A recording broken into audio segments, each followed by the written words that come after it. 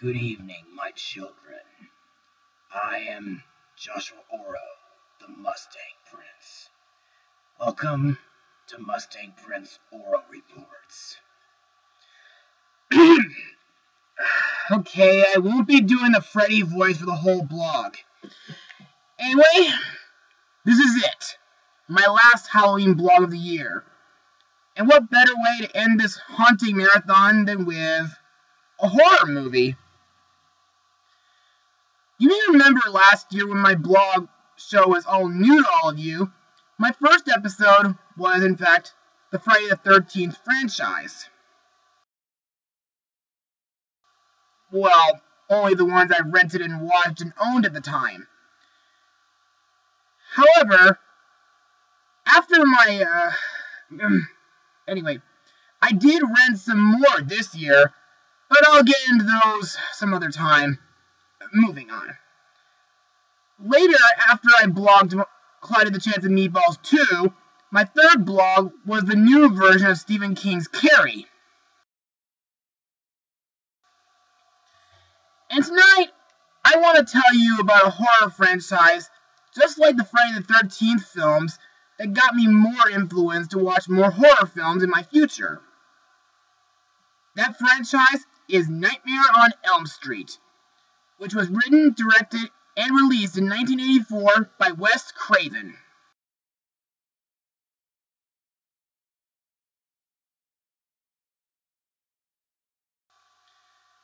The film stars Heather Langenkamp, John Saxon, Ronnie Blakesley, Amanda Weiss, Joyce Garcia, Robert Englund, and Johnny Depp in his feature film debut, which was set in Midwestern town of Springwood, Ohio. The plot revolves around several teenagers who are stalked and killed in their dreams, and thus killed in reality by a hideous monster of a man named Freddy Krueger. The teenagers are unaware of the cause of this strange phenomenon, but their parents hold a dark secret from long ago. A series of 5 sequels over the years produced by the independent film company New Line Cinema. And then New Line often, attributes the growth of the company to the success of the Nightmare franchise. The film series as a whole has, received mixed reviews from critics, and has been financial successes at the box office. When compared to the United States box office grosses of other American horror series, Nightmare on Elm Street is the second highest grossing franchise in adjusted US dollars. After those Nightmare films, after they concluded, 12 novels and multiple comic book series were published which featured Freddy, as well as a spin-off called Wes Craven's New Nightmare, taking place in Los Angeles, and a crossover film featuring fellow horror icon Jason Voorhees from the Friday the 13th franchise, which I talked about before on my Friday the 13th franchise blog, and my top 25 Halloween films. But I wasn't introduced to Freddy by watching the old franchise. You see, back in 2007, during my high school junior year, while I was working on a video production project, I was introduced to Freddy and Jason from a project that plays out like a horror film. I mean, just watch this clip here.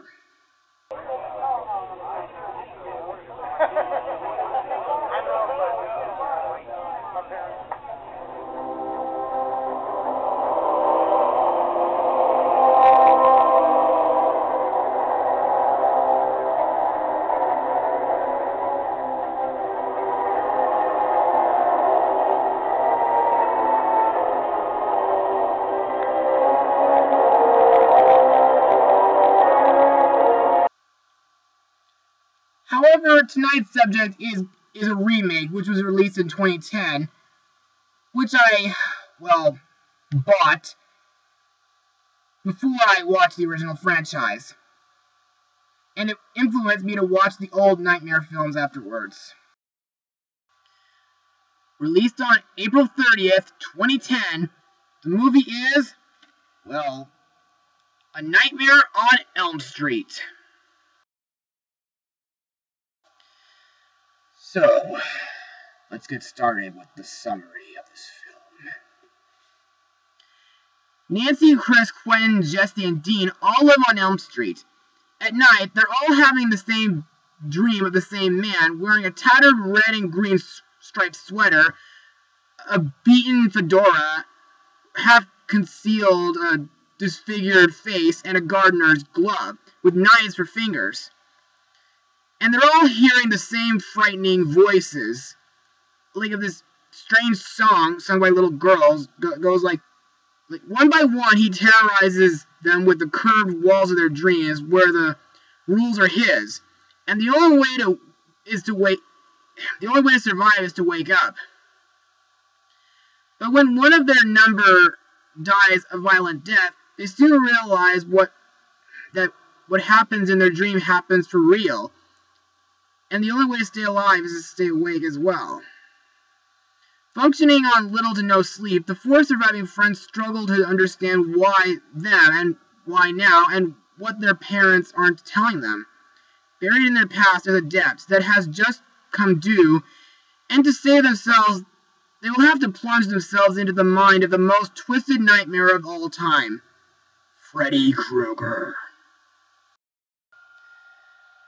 So, what did I think of it? Well, I enjoyed it.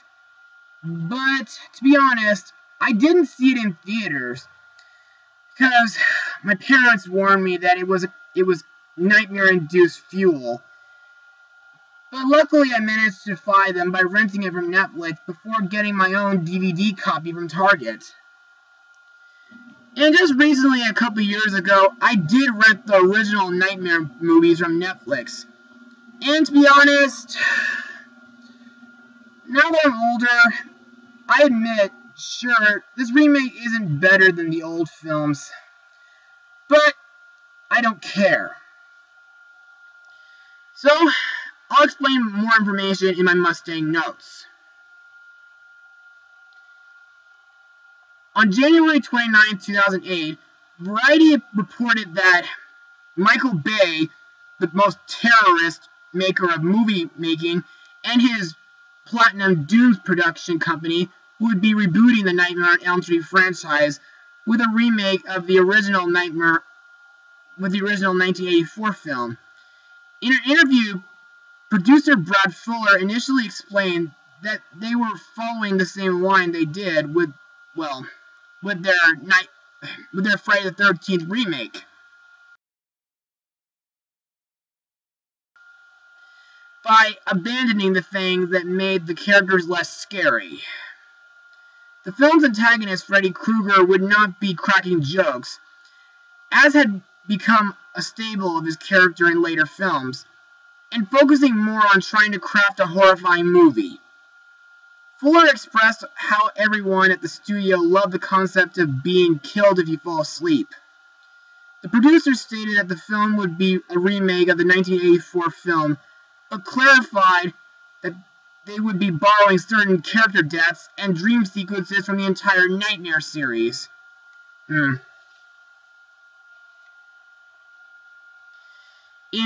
February 2009, The Hollywood Reporter announced that Samuel Bayer was hired to direct the film. According to New Line Production, Chief Toby Emmerich and Michael Bay advocated heavily for Bayer's hiring, as Bayer, and director David Fincher came up with as commercial directors together. But it is Bay's opinion that Bayer had the ability to capture the kind of seductive and unsettling imagery that would make Nightmare feel like a fresh, visual, arresting movie-going experience. Bayer declined Platinum Dunes' offer twice. It was not until Bay sent the director an email talking about the business and explained what kind of opportunity it would be for Bayer that he finally agreed. It's definitely not a slasher film. This is a movie that can be mentioned to people and their jaws drop, because that franchise, that character, had a profound effect on their childhood. I hear things like, Freddy scared the hell out of me. What everyone involved wants to do is reinvent the character for a new generation, which is what Samuel Bayer slated while remaking this movie.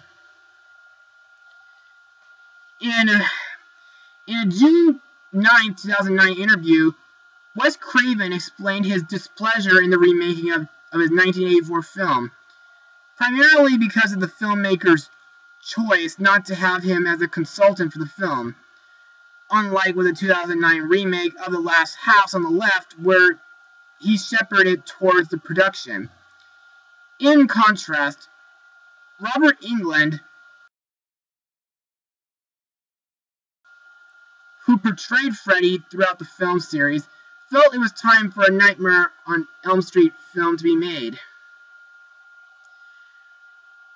Englund liked the idea of being able to exploit the dreamscape with CGI and other technologies that did not exist when Craven was making the original Nightmare films. Subsequently, Bayer believed that the film is designed to pay homage to what Craven did in 1984, but not replicate it entirely. Bayer recognized that Craven attempted to put more meaning into his films, and that the character of Freddy was one that affected the lives of a certain generation of people. For Bayer, remaking A Nightmare on Elm Street was about bringing the feeling to a new generation, with a spin on the character and story. Fuller and Form likened the new Nightmare film to their 2003 remake of the Texas Chainsaw Massacre, and retracted in an earlier statement that they said they did not plan to cherry-pick the best elements of the franchise, like they did with the reboot of the Friday franchise, which they released in 2009. Instead, the 2010 film is more of a reimagining. The pair also explained that A Nightmare on Elm Street would be a different tone than the Friday the 13th remake. Form states, I think the Friday the 13th movie, like we made, was really fun. You know, sex, drugs, and rock and roll, and I think Nightmare movie is not that. When asked why New Line was rebooting the Nightmare on Elm Street film series, Emmerich explained, the Nightmare films are profoundly disturbing on a deep human level, because they're about our dreams. It's why we thought that we could reach an especially broad audience with a new film, since the feeling of having your dreams being invaded was something that would translate to any country and any culture. Overall, Bayer wanted to create a darker Nightmare on Elm Street movie, one he felt would fit into what he describes as a darker world. Bayer said there is subtext within the film, which is designed to get the audience to ask, what makes a monster? Bayer wants the audience to think about whether a monster is something that exists purely from a physical appearance, someone with a scarred face and a clawed glove on their hand, or can a monster be something that is deeper, and within the man himself, without a scarred face and a bladed glove? Wesley Strict was initially hired to pen a script for the new Nightmare movie. After he impressed Emmerich with a prequel script he wrote for the 1995 film Seven, the film was never produced. Aaron Harriser was subsequently hired to provide a rewrite of Strict's script before the film moved into production. When Bayer came on board, he received a script that reflected the combined efforts of Strict and Harriser's, which still needed to be tinkered with. Bayer explained that the script goes deeper into Freddy as a person and how he became the thing he was. Bayer expressed that unlike the Friday remake that picked the best parts from the first 4 films, the Nightmare remake is coming straight from the first film. At one point there was a scene that, in the earlier draft of the script, where some characters were playing Guitar Hero, Fuller explained that the scene was removed to keep the film from feeling dated. To him, if someone watched the film 5 years later and Guitar Hero is not as popular as it once was, it would automatically make the film feel more dated upon viewing. At the same time, they wanted a film to feel relevant, and including things like the internet, mobile phones, and text messaging that would give the film a more timeless feel. For the remake, Freddy was brought back to his darker roots and away from the comical character he had become in the later Nightmare sequels. Fuller pointed out that his Freddy does have one-liners, but his comments come from the darker sense of humor and not intended to be as campy as previously seen. In addition, it was decided to follow Craven's original characterization of Freddy as a child molester. Interesting. The decision to apply the characteristic was based in part on the idea that there would not be a story to tell if he simply killed children for no apparent reason. Okay, that's good. It would be easy for the teenage characters to figure out whereas it is easier to hide the idea of children being molested and force the teen characters to seek out the truth of what happened. In an effort to keep the story fresh, Harrison developed a concept of micronaps. In the story, as the character prolonged their time without sleeping, they began to experience micronaps, which is where a character will unknowingly start to dreaming when they're awake. The micronaps allowed the filmmakers a chance to blur the lines between reality and the dream world by offering an explanation of how the characters could slip so easily into dreams. Discussing his physical appearance, Foreman Fuller explained that Freddy would be more similar to a real burn victim. Foreman later clarified that there was a fine line they did not want to cross when it came to making Freddy look like a true burn victim. According to the producer, the crew had many reference photos of actual victims, which detailed how white the skin would appear after healing. Foreman did not want the audience to turn away in disgust every time Freddy was on screen, so they opted to hold back on some of the realism. Fuller noted how horrific the images were and how difficult they were to look at.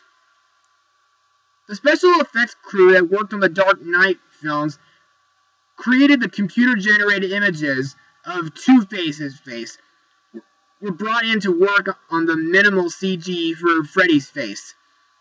The CG was used in conjunction with the special effects makeup that Haley was wearing.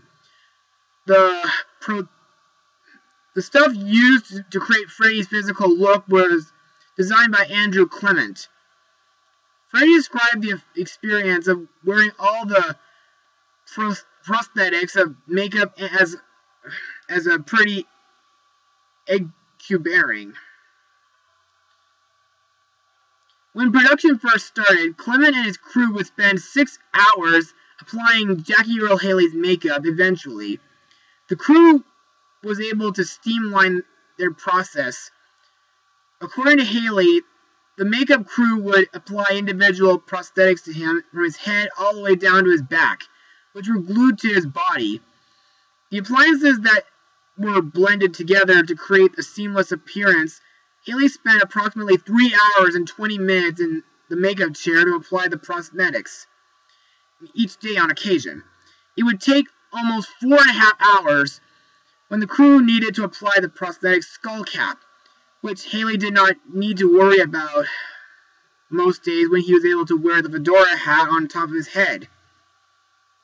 Haley also had to wear contact lenses, one that was bloody and another that was cloudy, with the latter one making it difficult for the actor to see out of. Haley also had to work on developing Freddy's voice for the film. According to Haley, the process of coming up with the perfect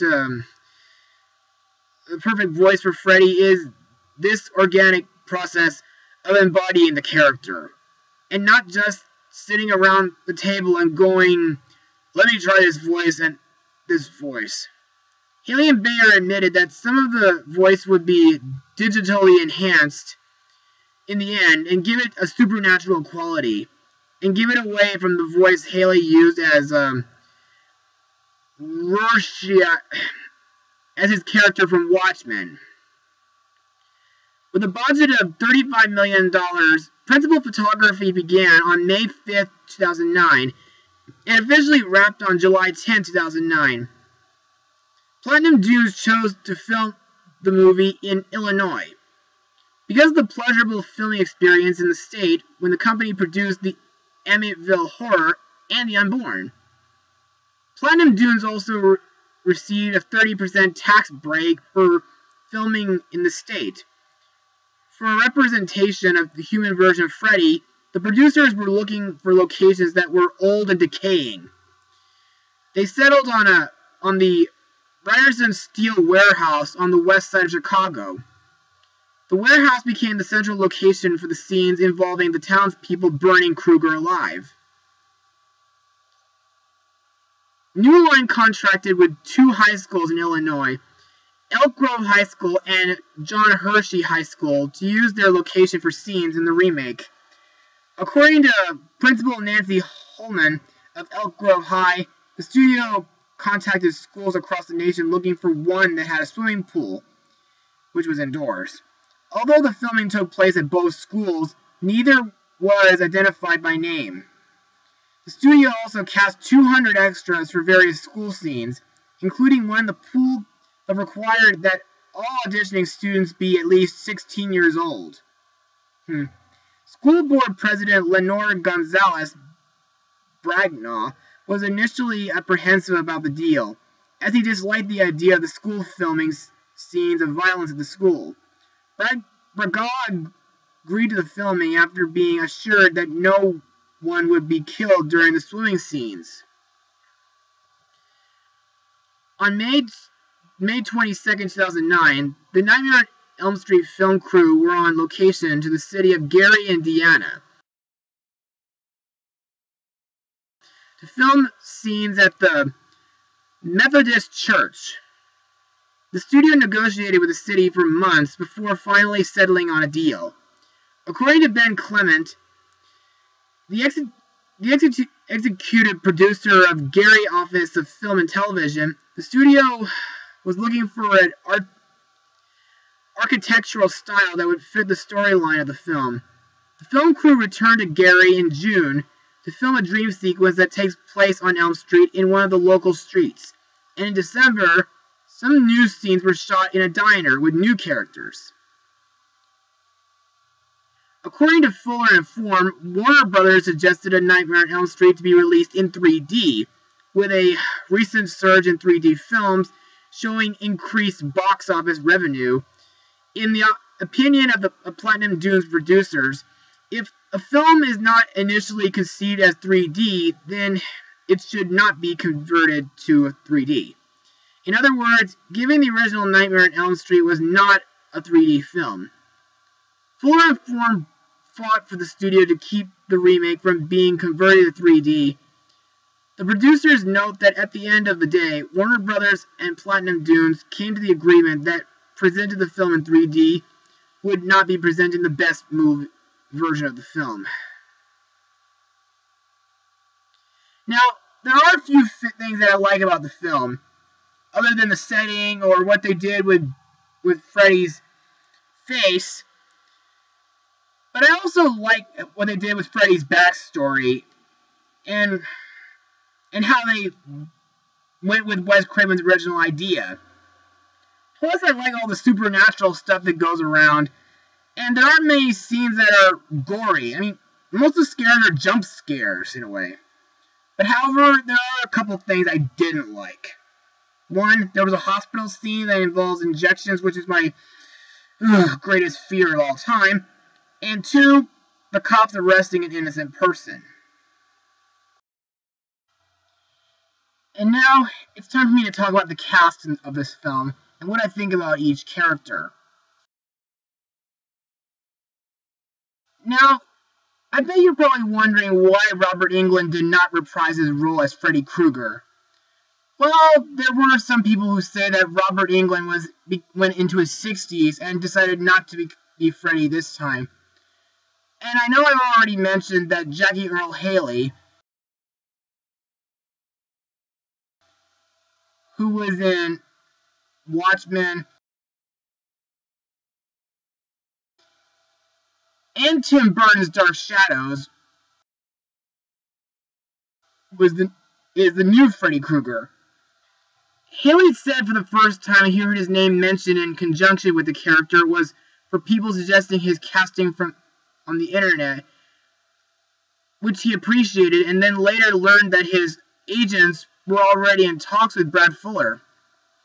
Haley stated that he was apprehensive about taking on the role of a character that with such a dark past, that of a child murderer, for about a minute and a half. Knowing in the Freddy Krueger in the remake would be even darker, Jackie came to the realization quickly that at the end of the day, he was doing a horror film, and this was just a fictional character. Haley said once that he embraced the idea of Freddy just being a mythical boogeyman, it became very, very freeing for him as an actor. Also, Robert Englund did say, Jackie is not big, and I think that Jackie's size is going to really work. One of the metaphors I'm used for Freddy is a little rabid dog just bites your ankle and holds on. And I think Jackie brings that with his own physical to the role, without even having to work a little bit. Jackie is also contracted for 3 films, which includes this remake and 2 sequels. Englund stated he agreed with the casting of Haley, noting that he feels Haley's physical size works for him in this role. Explaining why they chose to take away the comical aspect of Freddy's personality, Fuller stated, "We've been attached to the Joker antagonist because it feels less scary and less real." Even though the character is closer to how he was portrayed in the original film, Jackie has stated that he does not intend to have Englund's performances influence his own. Okay. As for what I thought of Jackie Earle Haley as Freddy, well, Jackie as Freddy makes a good performance. I mean, as a terrifying child molester. I mean, his voice is indeed creepy, but I wish they didn't animate his eyes. I mean, like, his eyes make him look alienated. And plus, sometimes his lines are from the sequels as well. Like one time he does say, "How's this for a wet dream?"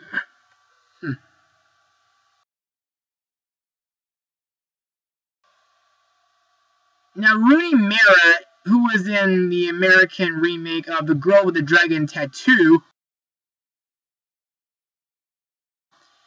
and The Social Network, plays the role of our main heroine, Nancy Holbrook. Mara has also contracted for a sequel. Bear describes Nancy as the loneliest girl in the world. Mara stated that her Nancy is different from the role of Nancy Thompson performed by Heather Langenkamp, and described her character as, like, socially awkward and timid, and really doesn't know how to connect with people. Now, I like Nancy for my own reasons. I mean, to me, she's brave, smart, and very artistic when it comes to certain things as well.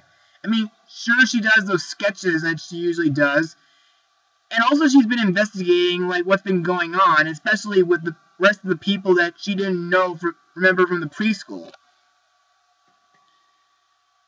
And she's also not afraid to tell someone how she feels about what's been going on with her and her friends.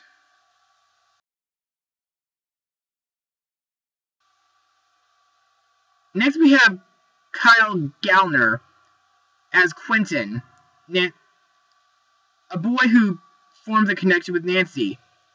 Gallner described his character as a mess. I mean, more jittery and more out there than Nancy is.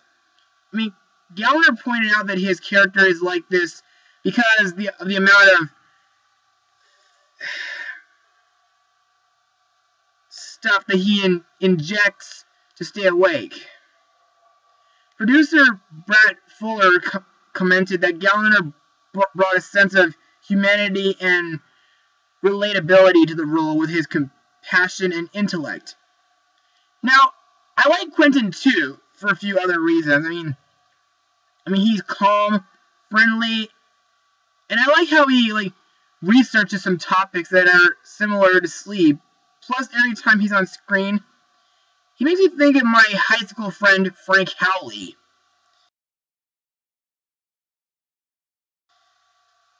And thank God Quentin does not get the bed blender like Johnny Depp did.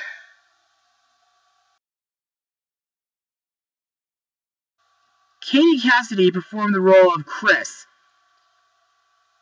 Now, according to Cassidy, Chris becomes an emotional wreck throughout this film. Cassidy described her character's ordeal as she is literally dragged through hell, having to crawl through dark, claustrophobic tunnels. She's always crying, freaking out as her nightmares of Freddy bleed into her everyday life. Chris even suspects there's something that connects her with the others.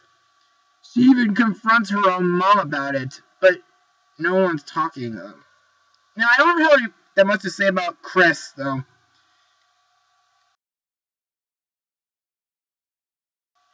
Thomas Dekker, who is in a few of the Land Before Time sequels, portrays Jesse. Jesse is Chris's ex-boyfriend.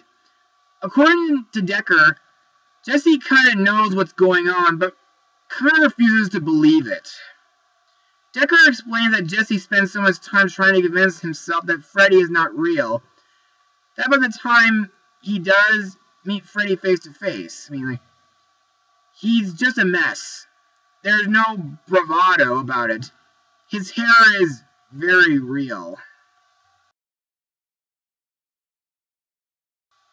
And we also have Kellen Lutz playing Dean, Chris's current boyfriend and a well-liked, well-off high school jock, as well as being the first person in the film who gets killed by Freddy.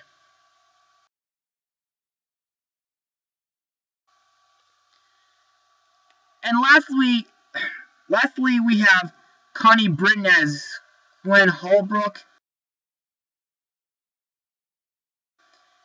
and Clancy Brown as Alan Smith. Now, let's move on to my final words. Above all,